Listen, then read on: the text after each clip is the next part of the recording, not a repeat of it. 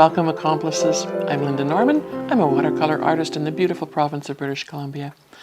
I've been thinking lately how much I really enjoy painting vignettes, and I just have not had the time to do that. So I thought today we would do that. I'm glad you're here to experience it with me. Vignettes. They're always on my mind. I love the loose, flowy nature of them. I love how my Daniel Smith paints work with the water just to create those beautiful mixes and textures. And I think I mentioned in a previous video, I treated myself to some beautiful Arches 300-pound paper. It's been a minute since I painted on my beautiful Arches paper. This is on a block. It is 10 by 14 inches. It is not super rough. It's going to be, I think, very, very conducive to a vignette. So I will start by, hang on a second here. There we go. I was thinking about, I can always take this to Roger at Art Framer and get him to custom cut a mat, but I thought I might just take a moment to just sort of assess where the edges might be. Because it's a vignette, I don't have to be too concerned about all of that, but I just thought if I just give myself a little indication, I don't even have to tape it down because of the paper being on a block. I don't have to worry about that. And the only reason to tape it would be to leave a bit of a white border, but I don't think I really need to do that. But I will indicate the corners just so I have a bit of a visual. And again, just a light pencil mark that I can erase later on, and it'll just give me a bit of a guideline. Sometimes I tend to get a little carried away with some of that. 300-pound Arches. I'm so excited. 140-pound is typically what we paint on, of course. The 300-pound is much more substantial. And being on a block, it's even better. But typically, if you're painting on a 300-pound, 100% watercolor paper, you probably don't even have to tape it down to a board if you don't have the things to do that with. So I'm going to be using my Daniel Smith paints. As always, these are my tried and true. And I might even dip into the Daniel Smith Lunar series for part of the vignette. I have an idea. Where I was thinking maybe I would do a little bit of the plastic wrap in the bottom part as it sort of flows down the page. And I thought, what if I dabbed in a little bit of one of the Lunar series, the really heavily granulating paints. So I'm just going to get them all wet because at this point I'm not sure which of those colors I'm going to want to use, but they will be juicy and ready to go when I'm ready. One of the things, and I've mentioned this often, that I notice, especially teaching classes in person, and I get to see how people are interpreting how I'm sharing the information with them. And one of the things I find is that most people tend to use less water than is probably required. And so more water. More water is always the answer as far as I can see for most things. For some of the work, I have my beautiful Levinson large goat hair brush. It has a substantial amount of bristle. Beautiful, beautiful, soft. This is plain solid goat hair. And then I will use my trusty Levinson Goat Synthetic Blend. This is my little workhorse. It's got such a beautiful fine point, but the load that it carries with pigment allows me to create these vignettes by dropping beautiful, rich, thick pigment into the water drops. And that's the secret is getting that pigment rich enough so that when it hits the water drops, it's going to do a little bit of magic on the page. And I don't have my regular spray bottle that I normally use here. I had it out with me when I was doing a workshop the other day. So I'm just going to test this one. I'm going to shoot the camera up above there. Okay. What I want to achieve here with my water droplets is kind of a spatter on the page, irregular droplets, but sizable droplets. If I was to use my continuous mist sprayer, it's going to give me an overall wet, and then the paint and the pigment, when I apply it, is just going to follow as much of that water as it can. The idea here is to get those droplets and keep them a bit separated so that when I drop the paint in, if I want to spread them out, I can do that with the tip of my brush. But quite often they will, if the droplets are large enough, the paint will sort of mingle around in the water and spread out a bit anyway. And a lot of Daniel Smith paints are granulating. I think my Mayan dark blue has a bit of granulation, Undersea green, of course. And so there's some really interesting effects. So I'm going to tip my bottle up this way. Oops, hang on a second. I just want spurtles.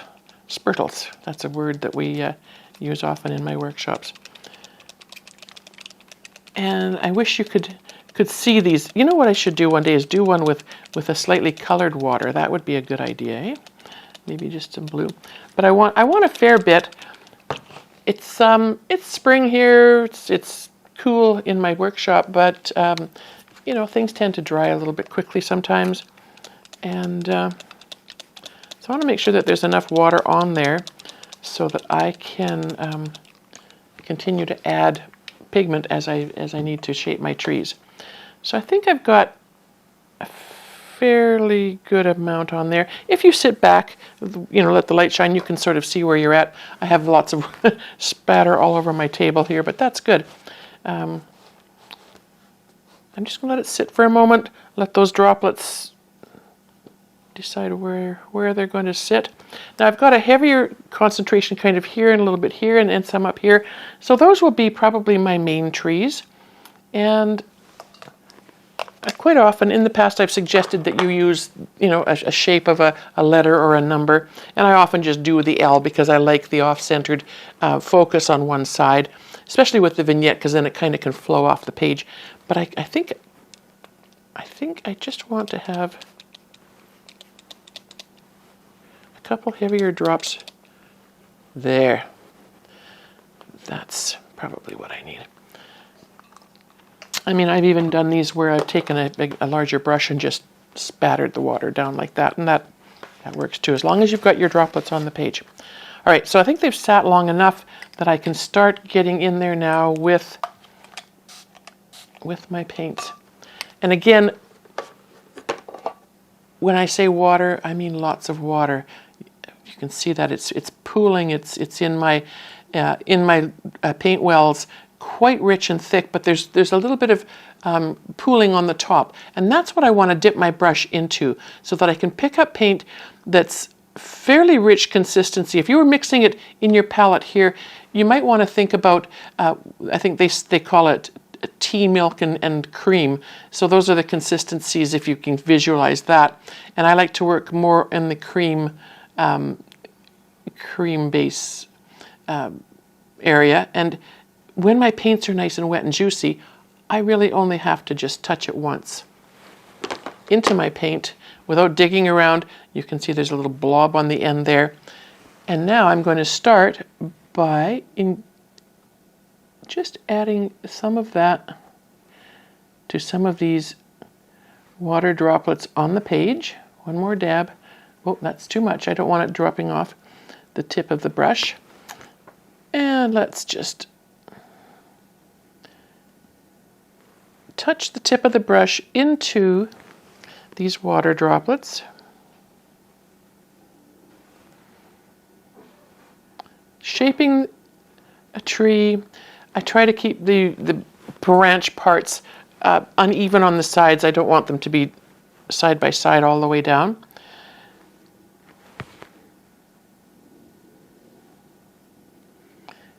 And we'll just go down until we get to the bottom. This is about 2/3 of the way down, I think. And that's, again, keeping the rule of thirds in mind.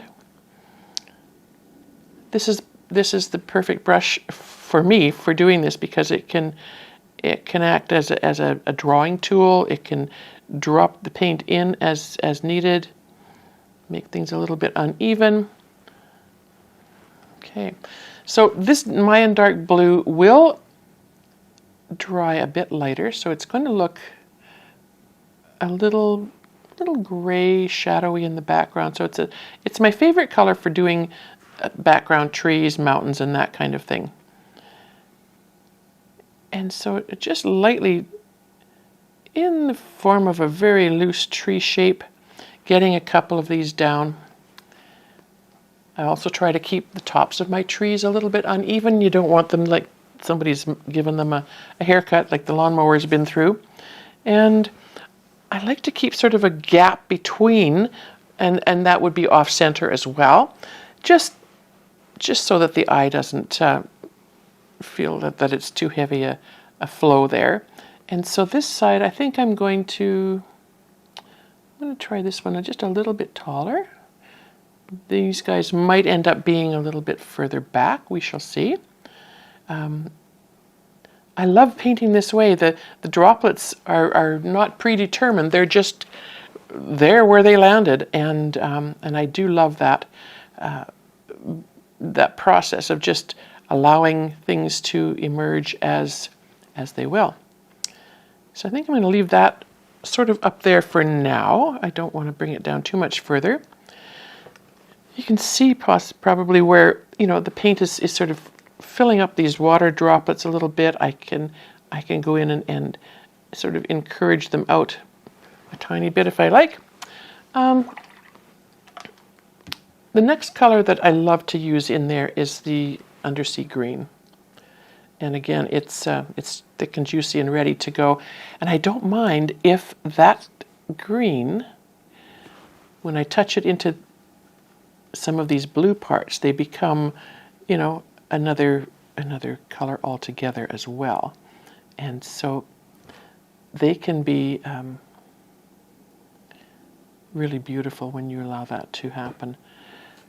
And we'll put some there's a little droplet of paint there. I'm going to turn that into a tree.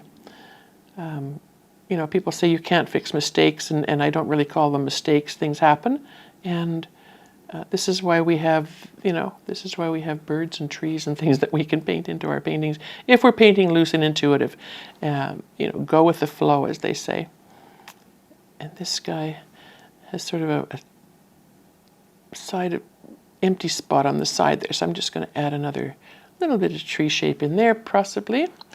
And we'll just bring in, I think, a tiny bit of green, just to fill in a bit of the background here. And let's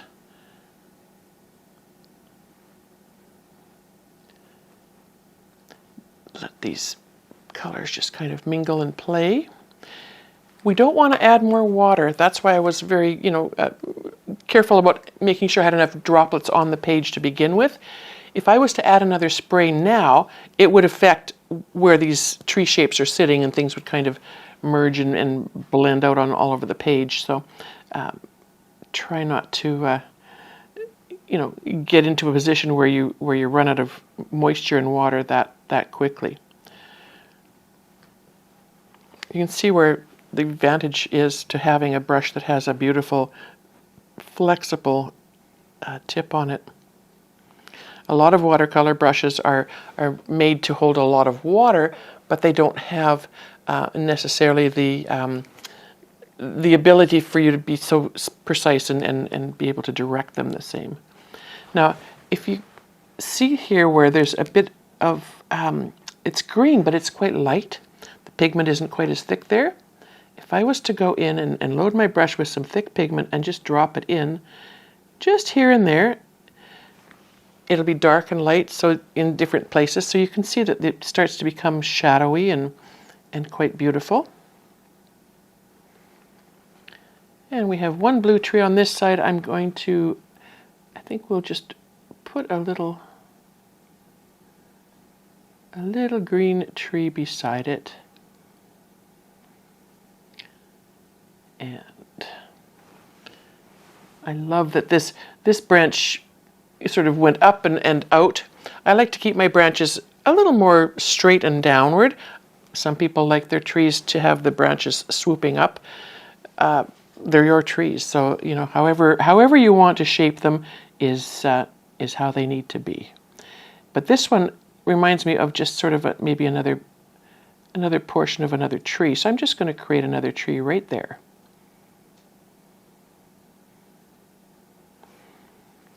There, I think I like that. And I'm going to wash my brush. The other color that I love to add in is my Quinacridone Gold. One touch into my wet palette is all I need. This brush soaks up a lot. Most watercolor brushes are made to, to pick up a lot of moisture and pigment, so you should be good there. Now with the Quinacridone Gold, it's very bright and it's very bossy. It's going to take over wherever I put it. So I'm going to think about where I think I want these highlights and where it might be beneficial. And in here where it's kind of dark, it might be a good place to try to introduce it. And these colors love to play together.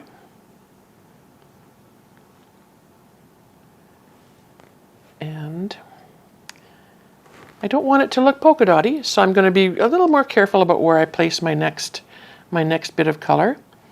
And I don't want it to be patterned, so I'm going to try to again keep it uneven from that little guy there. So I'm going to just introduce it to this wetter spot in the center here. And down here, I think this is probably going to become underbrush at some level. So I'm just going to scuffle a little bit with the side of my brush, just with what's left on my brush after creating these little tree shapes. And I think we'll put one golden tree just over here, just peeking out maybe from behind there a little bit. When you're doing highlights, you don't need a lot of them. You can keep them fairly separate.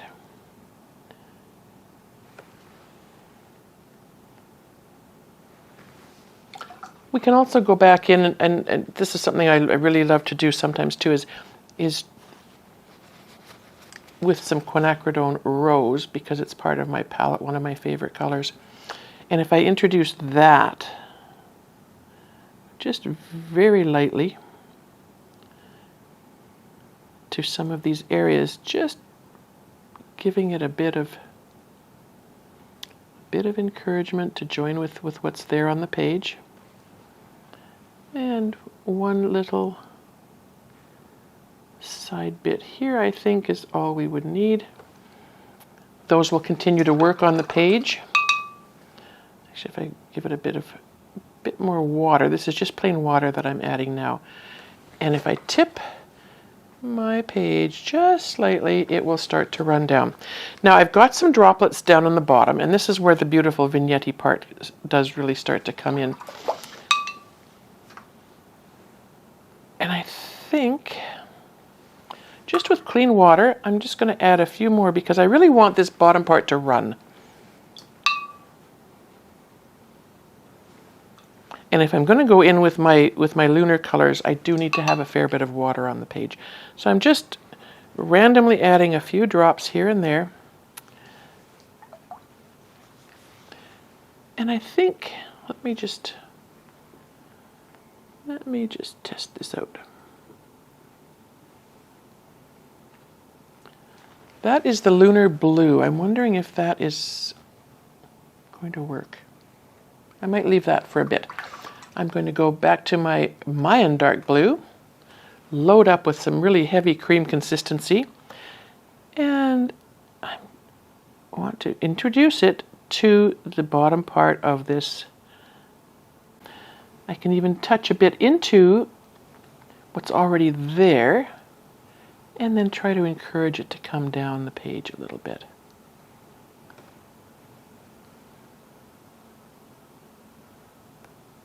Fairly thick, as I mentioned. Really cream consistency, heavy cream. So if you're pouring whipping cream out of a container to whip it up for your dessert, that's kind of, I think, where you're going to want to be at with this.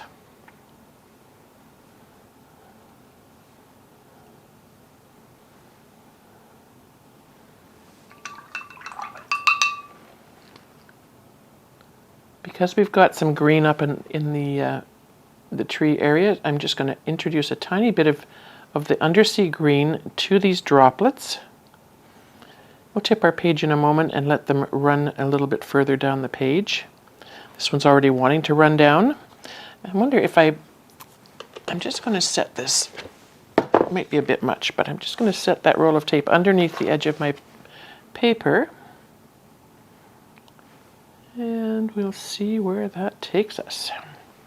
So just a tiny bit more green. I want this pigment in this area here, underneath these trees in particular, and in here and on this side. I can already see where there's some really beautiful colors blending together and taking form there. I have another idea that I want to add some plastic wrap into this, and we'll see where that takes us. And we will do that.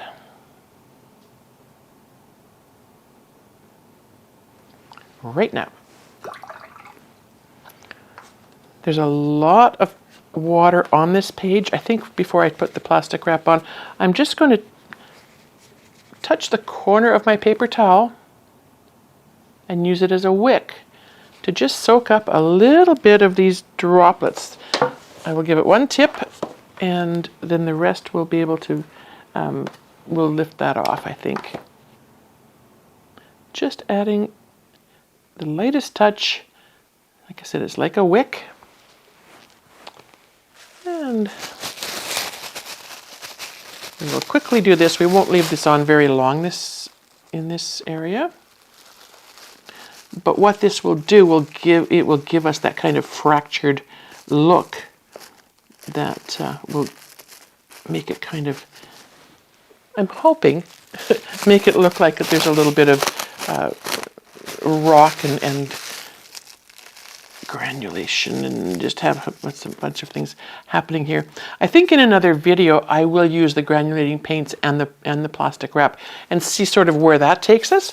I'm still exploring with the granulating paints. They're like magic, and I learn something from them every day. So that might just be our next go with it.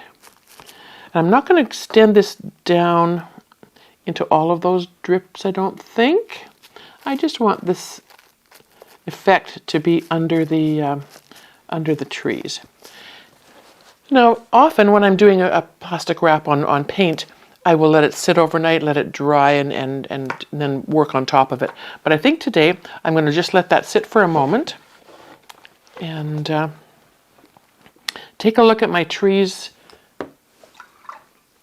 in the vignette up here. See if there's any encouraging that still needs to be done. There are still some beautiful drops there. I think the Mayan dark blue has faded out considerably, so I'm going to go back in with some more thick, rich Mayan blue on my brush. And I just want to add a tiny bit, just randomly here and there, just to enhance just some darker areas on some of these trees. As you know, watercolor dries lighter than when you put it on, so kind of like to go back in sometimes over the top, and just, I'm not going to touch every tree with it. I just want to encourage just a tiny bit of darker color here and there. And again, this will dry a little lighter as well.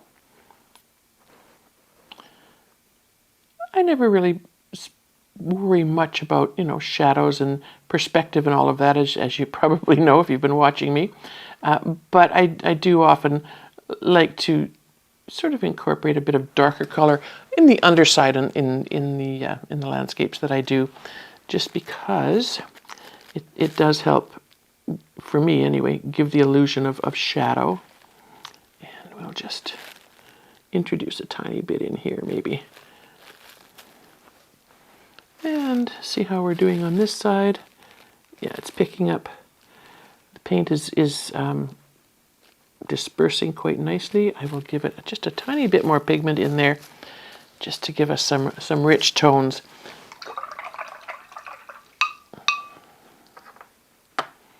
You can continue to elongate your rooty things if you want to, just with a clean brush with a bit of water on it.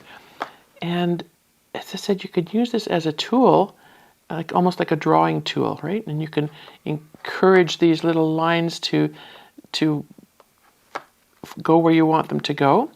Typically with a landscape, I try to keep things on the horizontal, except for when it's a vignette, because I do like that sort of drawing down of the colors. All right.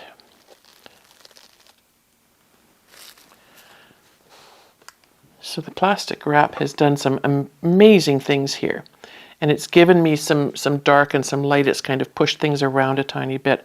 And I just absolutely love that. You can see where the Quinacridone rose has blended in with the blues and the golds, and it's just magical. This one I wanted to add just a tiny bit more of the blue. And we'll see what happens. There. So by doing that, I haven't predetermined where I want my shadows or my shapes to be. And so it's created a little design that I can run with. So this is where I say, very often with watercolors, when you have the right combination of materials, substrate, your paper, your pigment, and your brushes, they can work together, and as part of your team, really work on creating this with you.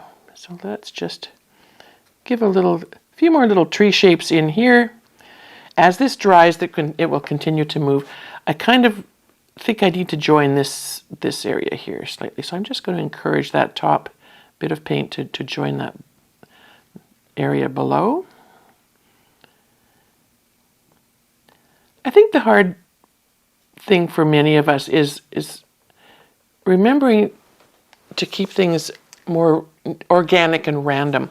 I always tell people that it seems to be human nature to do the windshield wiper motion either this way or this way to make curves, and so it's hard to sometimes to remember to not do that. Keep things more in line, more straight. And as this dries, it will become even more, more subtle. The colors will continue to blend.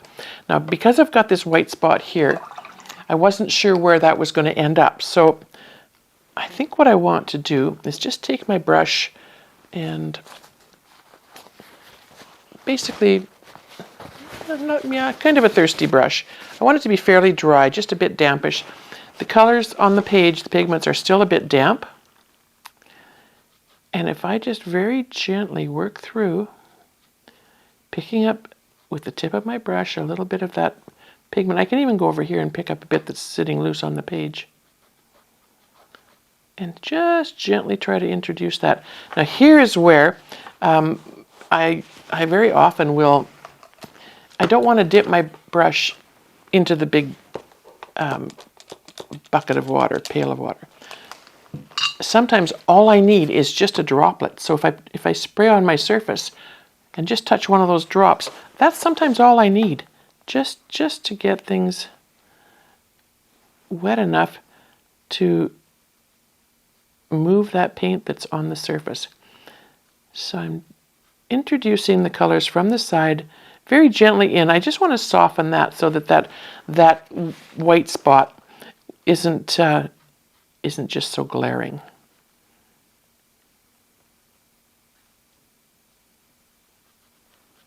Again, I'm trying to keep my lines as horizontal as possible to avoid making patterns. If I want a pattern later, I can always adjust that, of course.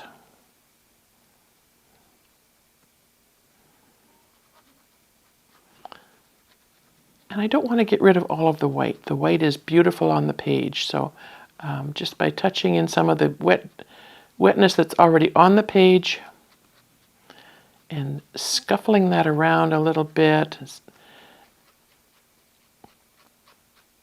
It's given, I don't know, just another softness without destroying that whiteness.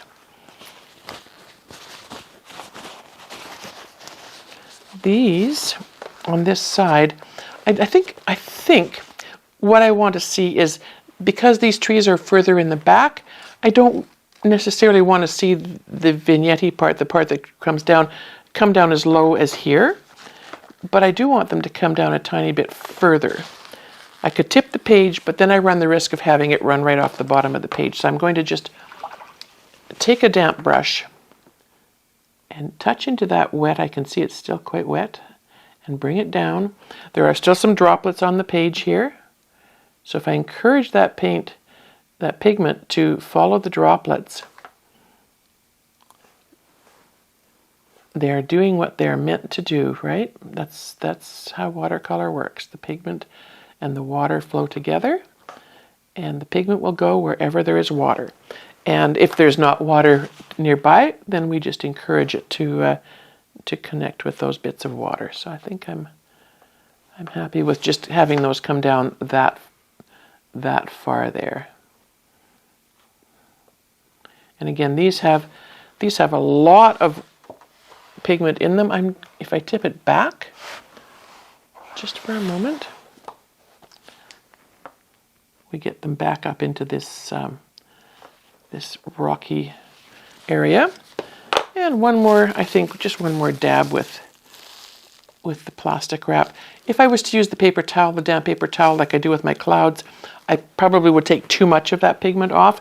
This way I just want to create a few highlights in there. And we'll try one more here. Like I say, if I was to leave it longer until it dried, then more of those areas would definitely appear more fractured, I guess, is the look that we get with that. So if I tip the page slightly, I can see I've got still lots of wet pigment on the page. Again, just using the corner of the paper towel to wick some of that up, so that if I do tip it up again, I'm not going to get major runs.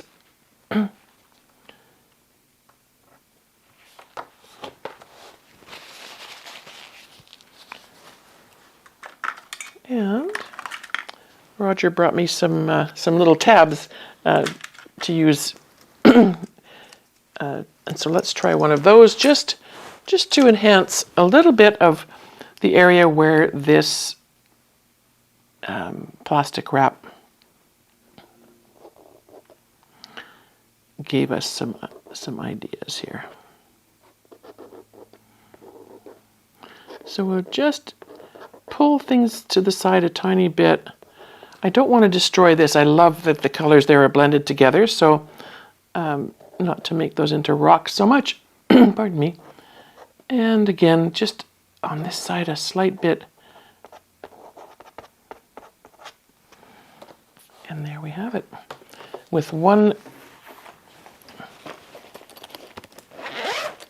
Now, as I sit back and look, I've been so focused on my trees, I can see here where this area is, again, pretty sparse and bare looking. I'm going to just use the side of my damp brush to pull out those colors. And I'm not trying to fill in the whole area with color. I just want to pull that color out a tiny bit unevenly, I think is probably the best. And if we push out a bit of color here and there, sort of allows things to soften and again become a bit more organic.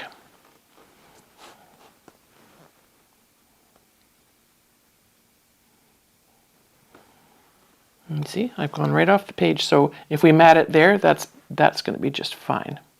So this one will go to Roger for a custom cut mat. I can see that now. Okay. And I might take a photo of this and and work on it a little longer. Always, once it's dry, things have, continue to evolve, and until that happens, and things do change. So I will take a photo, go make a cup of tea, take a look at it a little bit later, and then I will see quite clearly where I want to make any more additions. And those additions will not be likely adding more trees. They will be going in with a little bright brush just to determine some lighter spots where I want to delineate some more cleaner edges, perhaps. But that would be that. That is my vignette. I'm happy with that little guy. I think it's my colors. I do love those colors, and yeah, I'm glad I got to play with that today. Well, accomplices, thanks for playing along with me today. As I said, it's been a while since I've done a vignette, and I was really happy to be able to play with my colors and make that happen and work on my 300-pound Arches paper. I do love it. It's definitely, it's been a part of my team for a long time, and I do love working with it. If you enjoyed being here with me today, you like what you've seen, I invite you to subscribe to my channel, or head on over to my website, bandrystudio.com. That's BANDRAOI studio.com. Or our members area is a place where you could land as well.